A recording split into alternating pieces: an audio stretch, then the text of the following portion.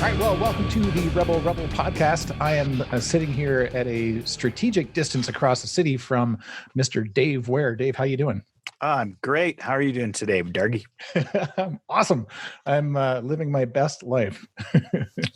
It's wonderful. So, Dave, your best indoor life, yes. My best indoor life, yeah. I have one tiny little window in the studio. I can't see anything but the gray sky right now, but it's a window, and I'll take it. Just to bring people up to speed, you've got a couple things on the go. You've got Innovative Play, you've got Monkey Boy Consulting, you've got a website called Brickwares, you do Lego stuff, you do business stuff, you do improv stuff. Can you make that sound way more eloquent than I just said? That's pretty much it. There's a bunch of different things going on. LinkedIn hates me because I have 5 different jobs, kind of thing. But so my educational background was I have a degree in English literature with a concentration in poetry, if you can believe that. Yeah, no, I didn't know that. Yeah, creative writing. So I decided pretty early on that I wanted to turn that into something that would provide me with an income so that I could do other things. And so I got into technical writing, which is essentially writing manuals and instructions for things. Not very creative.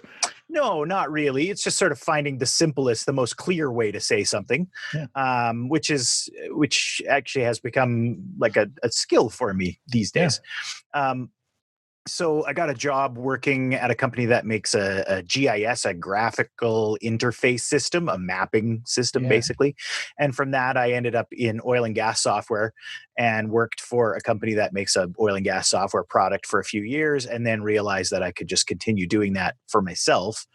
And then I started working directly for a couple of oil companies. And when that last one I was working for went under, which was 16 years ago, their name was Calpine. You may remember them from the energy industry stuff that was happening in California. I started Monkey Boy Consulting, which is basically doing exactly the same thing, but doing it for myself. Yeah. Monkey Boy was what I was calling my infant son at the time. It's a line from Buckaroo Banzai. Yeah, the aliens. The 8th dimension. Yeah, the aliens kept calling all of the humans Monkey Boy, so I always thought that was funny. Awesome. So I started my own company, and I've just basically been consulting at various sites, being sort of an expert on that oil and gas contract and lease system. Huh. And that's Monkey Boy. It's a legal entity. It's very niche. Yeah, it is pretty much, but it hasn't been a problem, up until now. It's still not a problem yet, but definitely a vector that has been shrinking a lot lately. I'm still working from my home, doing that kind of stuff. And then, so the other part of the coin is about, I don't know, 10 or 50, probably around the same time, I started really getting into Lego, building stuff with Lego and building sets and that kind of thing. And there's an entire community out there as there is for everything these days, of people who are just crazy about Lego. Yeah. They call themselves adult fans of Lego, or AFOLs. And they have conventions, and everybody brings the stuff that they make, and you check out the cool stuff that other people make, and you make your own cool stuff. It's awesome. Really, it is. So I started doing that, and then I realized that I could sort of monetize that by making mosaics, giant pictures out of Lego. And they're gorgeous. Thanks. I'll put links to your site in the show notes so people can check it out, because they're outstanding. Thanks. So I call that Brickwares, which is my last name, Ware, and Brick because it's Lego, and you can't call it Lego Wares because they sue you. Right. Fair enough. Yeah. So I started doing that and kind of turned that into a bit of a side hustle, as the kids call it these days. And then in an attempt to sort of join the two things together, I went and took a course to become an official facilitator for something called Lego Serious Play, which is a method that the Lego company invested in to train facilitators in using Lego as sort of the medium that you train people with. And so that's Innovative Play. I actually also have a website called Innovative Play by Dave Ware, but it was recently hacked, and so there's nothing there. It was utterly destroyed during the hack. So yeah. Oh my God. Yeah. Wow. So quick sort of follow-up question here. The training of the Lego, you're not training people how to build Lego, right? This is to facilitate a business goal. Yeah, that's right. So, I mean, it's like corporate training, essentially. A lot of people, team building, that kind of thing. Yeah. So we use the Lego as just a way to get people talking about different things. It's pretty interesting stuff. It's a bit of a hard sell, which I don't really understand why that is, but people seem to like you've probably seen online 1,000 times the people with the little colored Post-it notes. They seem to like that better than Lego. I don't get it, but why? Yeah. Give me Lego in a boardroom anytime, and I'm there. No kidding. Yeah, and I guarantee if you throw a couple of handfuls of Lego down on the boardroom table, by the end of the meeting, everybody is going to be building something with it while they're talking. Everybody, without question. Awesome. So, where do you split your time? Like, I look at some of those mosaics, and they must take a massive amount of time to build. They used to take a lot longer for sure, but I've kind of, again, honed my skills over time. And so it's kind of second nature to me now. And so they do go a lot faster. It's the sort of, it's the sort of thing you do while you're sitting watching TV. What's your favorite one that you've built so far? Do you have a favorite? That's a good question. Yeah, I've got a few. The one I did of the Rocketeer fairly early on was pretty sweet. It was very big. So what happened was I figured out how to make pictures, and then I realized if I wanted to make really clear pictures, I had to go even bigger. Right, because so they got it's basically you don't have a lot of a lot of leeway there. It's like you said, pixels, fixed resolution. Yeah. And then so I started getting bigger and bigger, and at some point you go, well, this is getting crazy. You can't get too much bigger, because once you pass about 4 feet by 3 feet, no one has wall space anymore, and the cost becomes kind of astronomical. Lego, as you know, is not cheap. So so then the goal was to try to get them back smaller, but get better at what I call pixelating, or just playing with the image. So I have a software program. I take an image, I pixelate it in the actual Lego colors, and then there's still a bit more. There's playing with how things have pixelated, adding a bit of shadow, changing the color of stuff to make stuff stand out. Some pictures are great, some don't work at all. Wow. So the Rocketeer, and I know that you've given some of your pieces to famous people.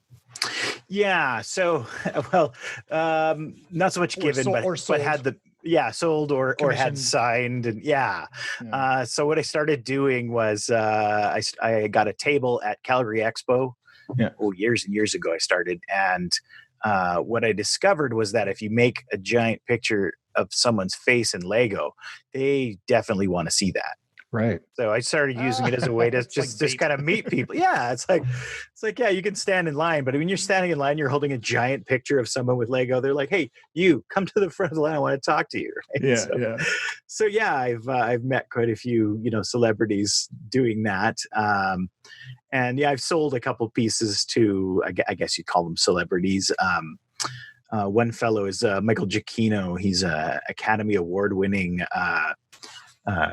composer, is what you call him. So he's done all the music for all of J.J. Abrams stuff and a lot of the Pixar stuff up. Wow. Some of the Star Wars movies. I think almost everything. Like half the movies I see these days, his name is on them now. So amazing. And what was the piece that he had? It was a surf poster that I made. So I like to take sort of old vintage posters and pixelate those. And so he really liked that. He's a big Lego fan as well. So he was coming to some of those conventions and sort of said, "Hey, I want that one." I said, "Okay." I've also seen you've done some 3D models, like of buildings. Yeah. So that's sort of a sideline. Once I started up Brickwares, people don't just ask questions about mosaics. Often they say, "Hey, can you make this for me?" And often it's, "Can you do a model of our building?" And usually it's, "Can I have it next week?" And then I say, "No." But I like the people who say, "Yeah, we're 4 months from now, we're going to open this building. Can you build a copy of it for us?" And that's kind of a fun, because that's a different set of skills too. It's taking often meeting with architects and saying, hey, all those CAD drawings you have, can you rescale them so that they're the same size as Lego bricks? And the engineers are always really excited about that. They love that idea. Everyone I've worked with has been like thrilled to do this. So yeah, I've done a few of them. The biggest one is we did N3, which is that new, well, maybe not as new these days, but it's right beside the new library. Oh, right. And it was in the news because it was one of the first condo buildings that was sold with no parking. So it has no parking spaces, and basically you get a little lockup area and you get a bike. And because it's right in the East Village, in theory, you're not gonna need a car. So yeah, as soon as they build that grocery store, yeah, you'll be fine. And so they came to us, to myself, and I've also sort of partnered up on a lot of projects with a fellow who is called a Lego certified professional. And that's a thing. It is. So Canada has 2 now. We just got our second one. Neither are me. The first one was a fellow named Robin Sather, and he works out of British Columbia. And so my sort of rebel take on all this stuff was, I'm building all these mosaics. I can't get enough Lego to build them. Yeah. Because it's hard to get that much. This was, 10, 15 years ago, before you could just buy a bunch online. So how do I get more Lego? Oh, there's this guy in Canada who works not for Lego, but with Lego. I'm going to go and find this guy and talk to him. And so I did. I went to one of the conventions and I was like, hey, you're that guy. Can we talk? And so we started chatting. And so we sort of developed a partnership and a friendship. And so Robin was involved in that project as well. And we basically, it took an entire summer of building. And it just happened that the fellow that we were building for had a show home out in Springbank with a big 3-car garage. And that's where we built in sections this giant 8-foot by 8-foot by 7-foot model. Wow. In chunks and bits. So how do you become a Lego certified professional? And follow-up question, why aren't you one? They're both good questions. So a Lego certified professional is someone who has a business that involves itself with or around Lego. Yeah. And you would go to the Lego certified professionals. I think there's about a dozen or so now. It may be more than that. And sort of apply to become part of their group. Say, this is what I have to offer. This is what I can do. This is what I have been doing business-wise. I'd like to be a part of your group. And then they would sort of look over your stuff and see if you would be a good fit for it. A lot of it has to do with what areas will you be working in, who will you be doing stuff for. Again, I'm not in the program itself, so I'm not speaking from an insider's point of view or anything. Yeah.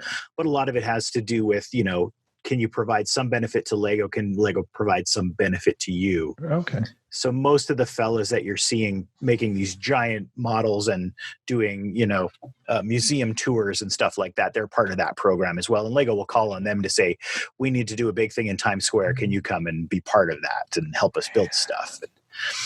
So Robin has been doing that for Canada, and now there's not a new fella. He's in his 40s, but or late 30s, a fellow named Graham Diamond from Ontario, who is going to sort of assume some of the Eastern Canada duties. Wow. And why am I not a part of that program? Well, the flip side of the coin is when you become a Lego certified professional, you can only do the things that Lego thinks are okay.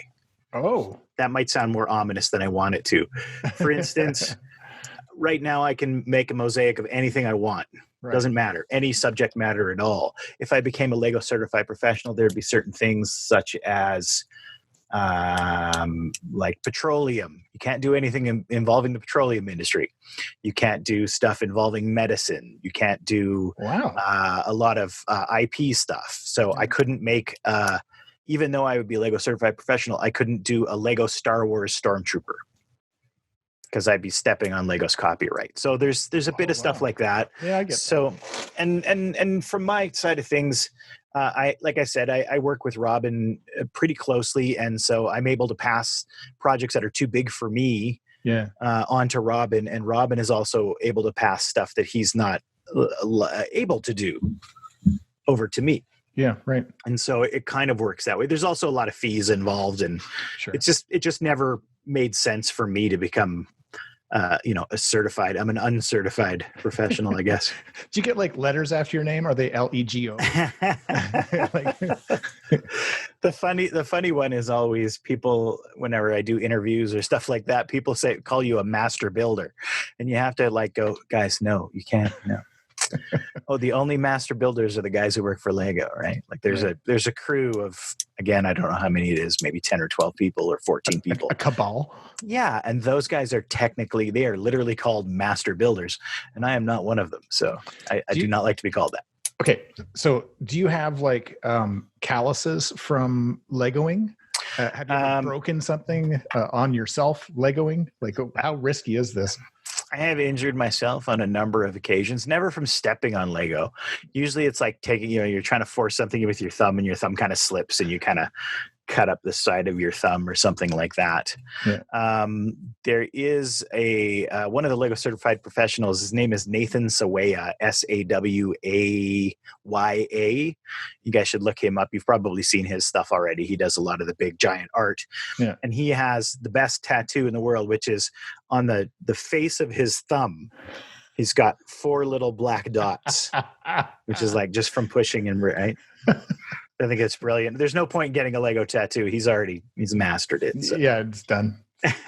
That's so cool. Though I did almost cut off my thumb building a stand for one of my mosaics. I don't think that technically counts as a Lego injury, but Lego adjacent. Adjacent, yes. Yeah.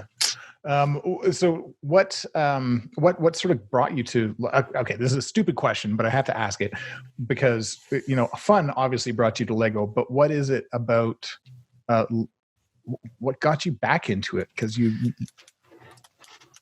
got a kid. I assume Monkey Boy was pretty little when you started this thing. Well, so actually my getting back into Lego preceded the first of the Monkey Boys. Yes. Oh. There's 2 of them now. So right after it was what we call in the Lego world the Dark Ages, right? You play with Lego when you're a kid, then you go through your Dark Ages, and then you come back to it at some point, right? So most people are still in their Dark Ages. I had just moved in with my girlfriend, who is now my wife, and we were living over like near Westgate. Okay. Just happened to be walking through a Walmart one night, and I looked over, and I was just passing through the toy aisle to get to something, and I happened to see this Lego set, and it's called the Witch's Airship. It was part of one of the sort of the offshoots of the pirate stuff, the knight stuff. And I was like, oh, that's kind of neat. It was a very different looking set. How many pieces? It was probably 200, 300. It's pretty small for a small set. And I thought, oh, that's kind of fun. Maybe I'll just grab that. And so I did. I bought it just for kicks and took it home and I built it. And then like every time we went back to Walmart, I'd buy another little set and another little set. And then now I have a storage unit. So that's how it goes. Do you really? I do. Oh my God.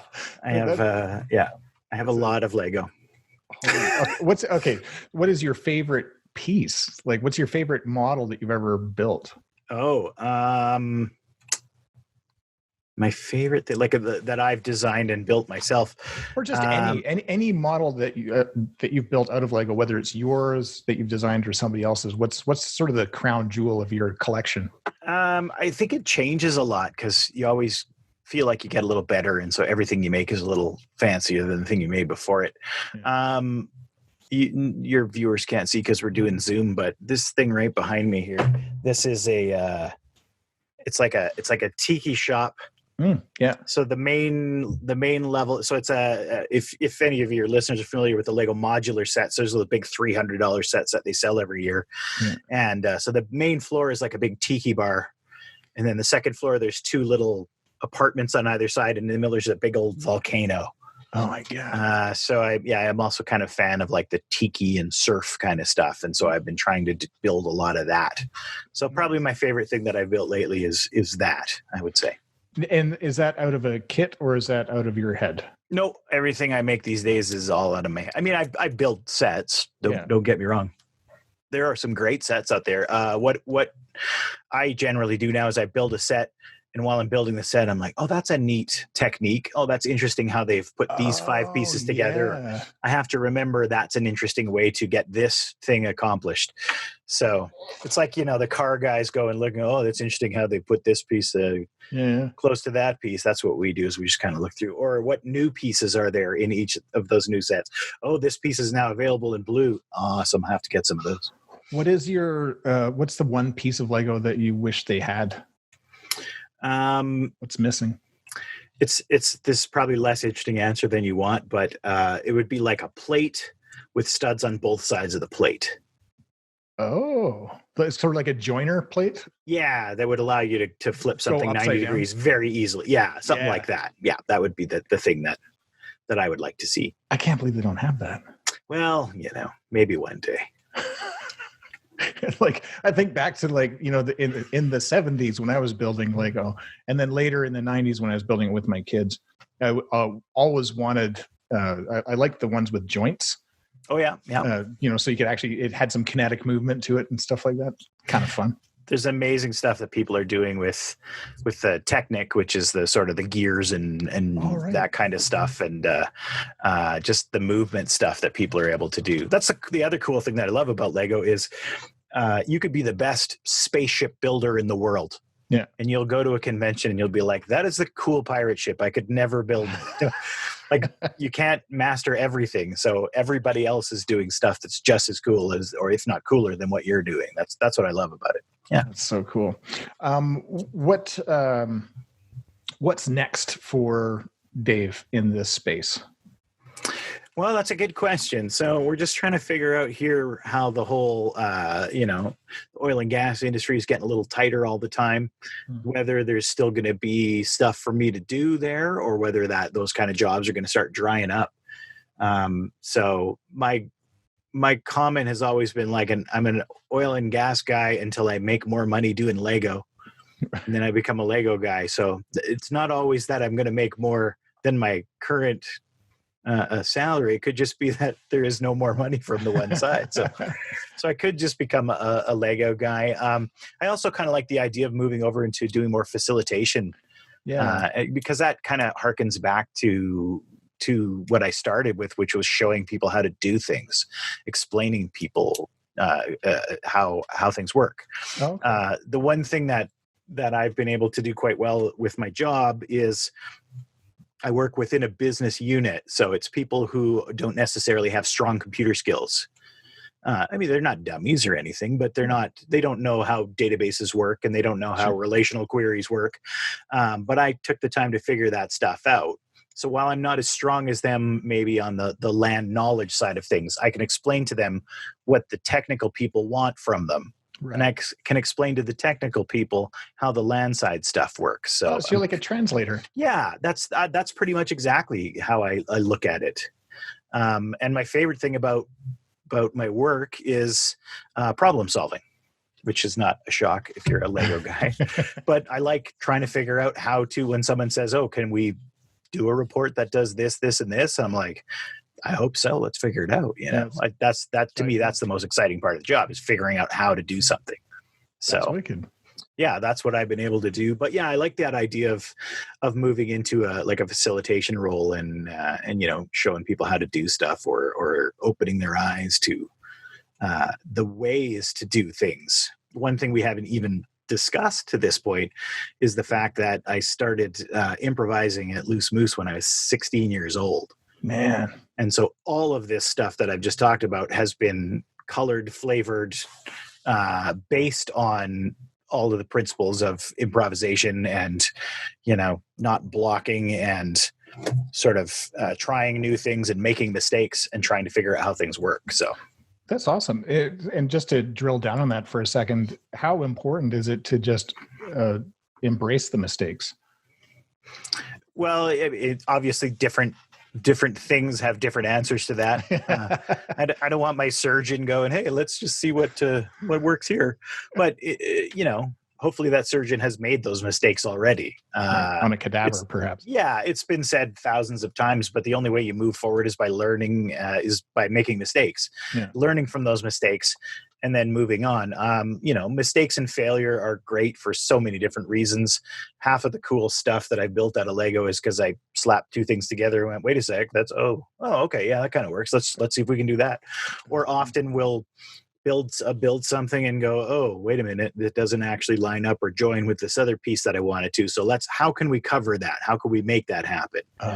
Right. So a mistake isn't necessarily, the end of things. A mistake isn't everything's got to be thrown away. A mistake is like, okay, this is a new wrinkle. How do we deal with this? Right. So it's part of learning how to be flexible, which again, for any business is an important thing. How to be able to bend with the times, how to be able to work within a new challenge and a new environment. So yeah, I think the making mistakes is the biggest part of improv, that people to learn that failure is not the end of the world. That failure is a door opening to somewhere else. That's awesome. Yeah. What are the 5 things that you wish people would know? About what? All the things. Okay. One of them would be that apostrophes are important and they should be used correctly. That one drives me crazy all the time. I'm so bad at apostrophes sometimes. Only certain kinds of apostrophes, but yeah, I understand. I get it. I feel the same way about commas. Yeah. The lower apostrophe. Yeah. I have a little sign that sits on my desk that my wife got me. It says, "I'm silently correcting your grammar." And I do always, but usually silently, which is good. Okay, that's one. Number 2 thing that people should know. Yeah, failure is something you shouldn't be afraid of. Failure is something that you should embrace, right? You fall down, you get back up again. Very easy. Number 3, things that people should know. Mega Bloks are not the same as Lego. There are other brands, and I don't say it because I don't work for Lego, but Lego makes a superior product. That's why they have hung around as long as they have. That's an important one. That's number 4. Number 4, thing that people should know.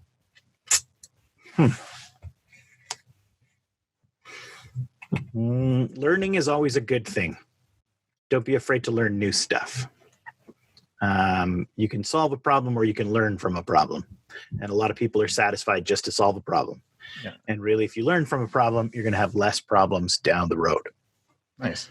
Well, that sounded pretty good, didn't it? That was really good. That. Yeah. Could be the title. And the 5th thing is, this is something that I kind of read earlier today, but I kind of like it, so I'm going to steal it. Nice. which is that life is going to happen and you can't control it. So stop trying to control it. Mm-hmm.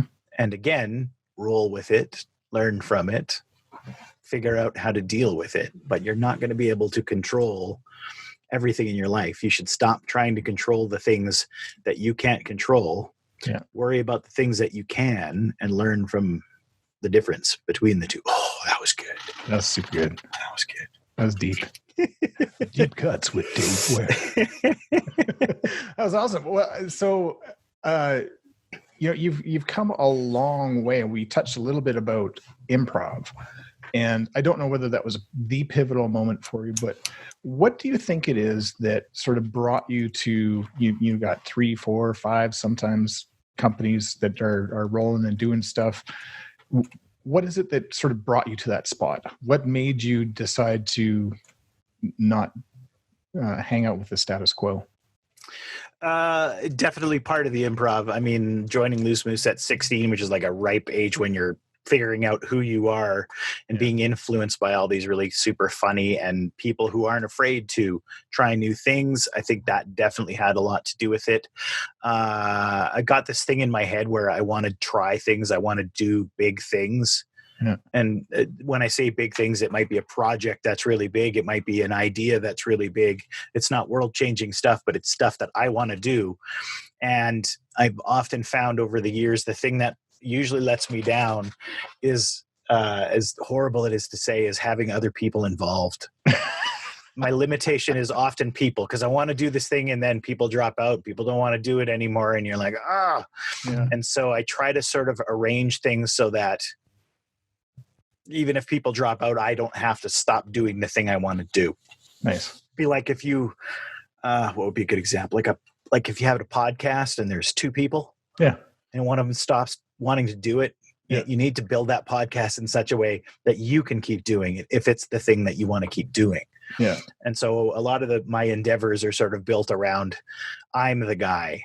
There's downsides to that too, because you're always responsible. Yeah, absolutely. But that's the way I've kind of built things, is that, I'm the only one who can stop this from happening.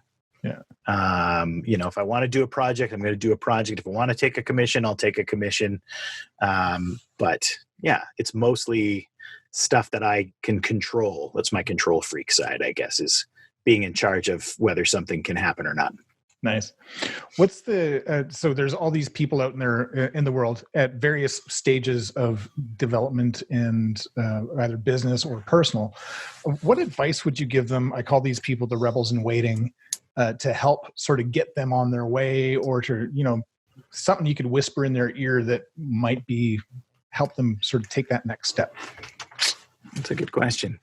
I hear this whole thing like, chase your dreams and only do what you love kind of thing. Yeah. And I guess I would warn them to not get too far into that. Okay. It's great to follow your dreams, but do it in a way that you're going to be able to put a roof over your head while you're doing it. Right. I'm not a fan of this sort of abandon everything and just do the thing you want to. I mean, I guess it works for some people. It's too scary for me. Yeah. So I would say to them that if there is something that you really want, start figuring it out. Start figuring out how you can get there, right? Start making your plan. Are you going to be able to support yourself doing that thing? Or if it takes a while to support yourself doing that thing, what other thing are you going to do to get there?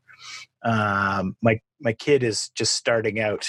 The original Monkey Boy is now 16, and he's just starting out, and he's really interested in theater and acting right now. And I think that's great. And I always tell him that's a fantastic thing to do. But you should learn another skill while you're at it, like learn how to be a carpenter. Right. People always need carpenters. Yeah. It's not saying that you have to do that for a living, but if you need to, you've got that thing to fall back on, right? Yeah. So it's not necessarily give up on your dreams, but it's like, have a plan B. Doesn't hurt. Doesn't hurt. And then you could end up with like maybe 3 or 4 companies down the road. Sure.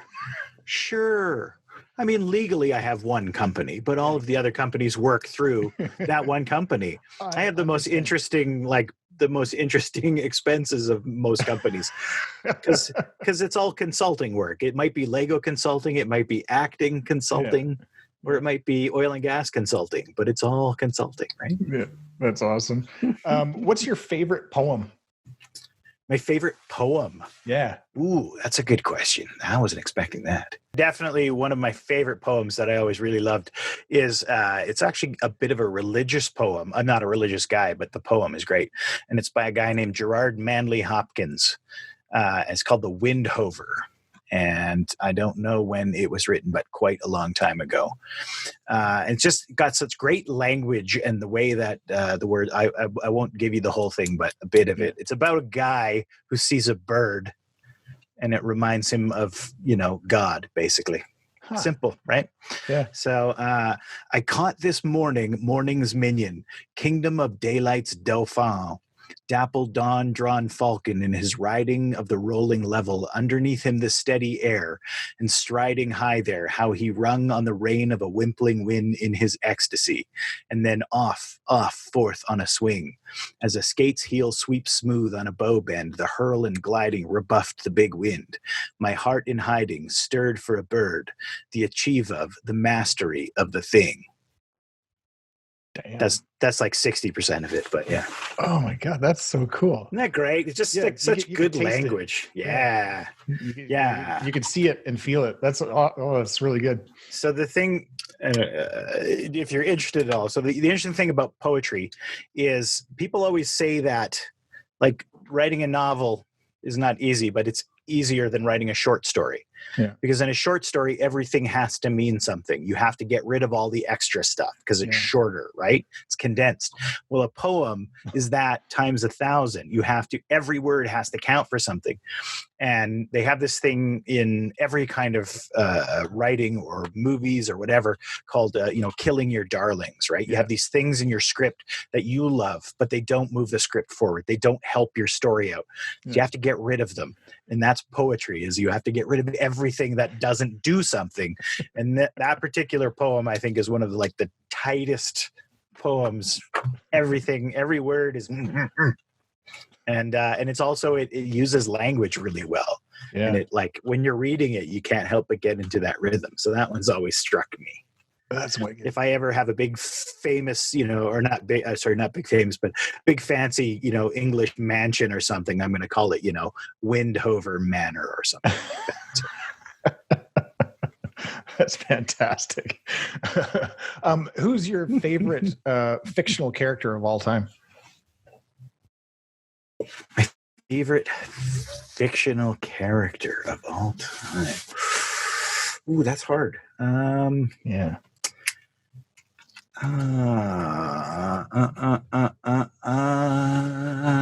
Thinking. I'm a big fan of The Godfather, but I don't know if any of the characters would be my favorite character. Okay, I guess maybe Vito Corleone. He's pretty cool. Just sits around and thinks a lot, Plans things out. Emmett from the Lego Movie. Who's your favorite non-fictional? Who's your favorite real person that's ever lived, living or non-living? Oh, my favorite person that's ever lived. Yeah. Yeah, see, that's the LinkedIn question again, because I got 7, but in different, fields and that kind of thing. One of them was brought up the other day. He's an interesting guy. Is Robert Feynman, who's a Nobel Prize winning scientist who worked on the atom bomb project. Yeah, but he was also a kind of cool guy. Learned how to play bongo drums in his 60s and learned Portuguese and all this kind. He had a really interesting view on life, just trying stuff. His wife got really sick and the doctors couldn't figure out what's wrong with her. And so he went and started reading a bunch of medical journals and he figured it out. Oh my God. Yeah. It didn't end well, but he figured out what was wrong with her. So, he's a pretty interesting guy. I think my dad moves into that category more every year.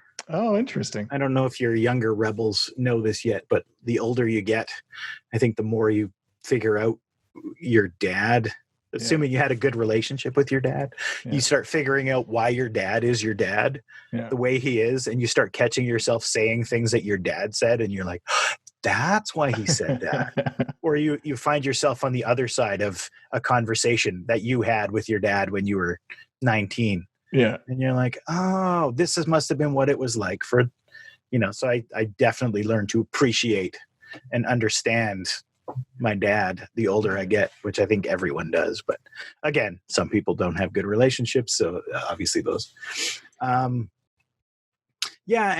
other than that, it's probably just, there's lots of different shows and actors that I think are interesting in the moment or that I like the stuff they do. I don't know if I would put them on a pedestal and say they're my absolute favorites or anything like that, but that's fair enough. Yeah. What, now obviously with an English lit degree, you are a reader. What's your go-to book? Something that you've probably read more than once or that you come back to?